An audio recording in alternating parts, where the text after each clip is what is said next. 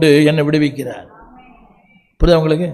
அவர் சொல்கிறாரு, நான் தான் இருக்கிறேனப்பா, என்னை பிடிச்சிட்டிங்கல்ல, அடுத்து என்னது?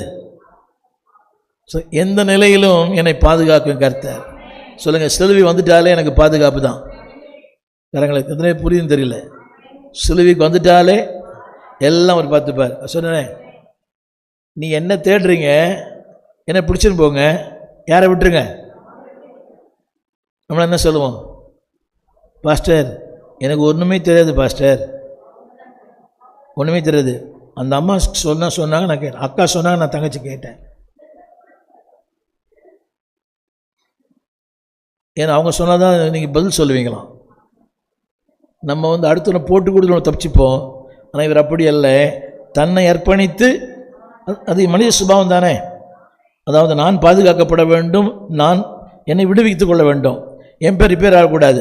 அவர் சொல்கிறாரு, என்னை பிடிச்சிக்க. அதுக்கு அர்த்தம் தெரியுமா? அதுக்கு அர்த்தம், சத்துருக்களின் வீழ்ச்சி ஆடுகளின் கவனம்.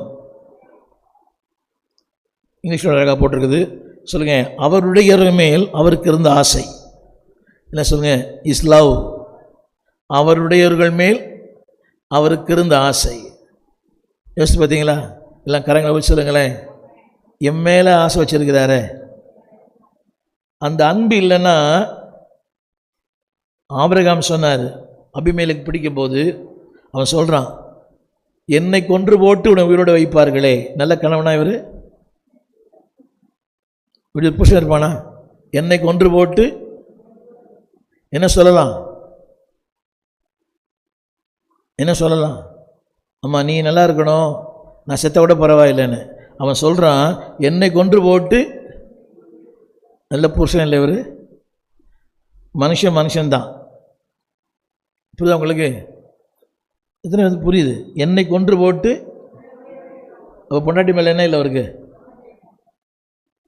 யார் மேலே ஆசை? அந்த ரட்சகர் இயேசுவுக்கு.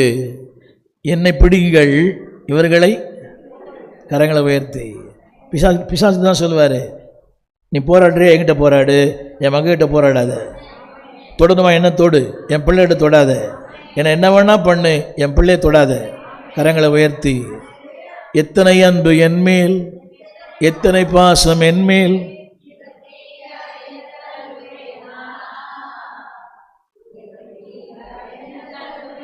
ரொம்ப அழகான வசனம் இல்லை? என்னை பிடிப்பா அவங்கள. இதை பிசாசுக்கிட்டையும் ஆண்டவர் சொல்லுவார். போராடணுமா? என்கிட்ட போராடு, என் பிள்ளைகிட்ட என் பிள்ளை பலவீனமான பாத்திரம், வந்தாலே தூங்கிற சபையில்.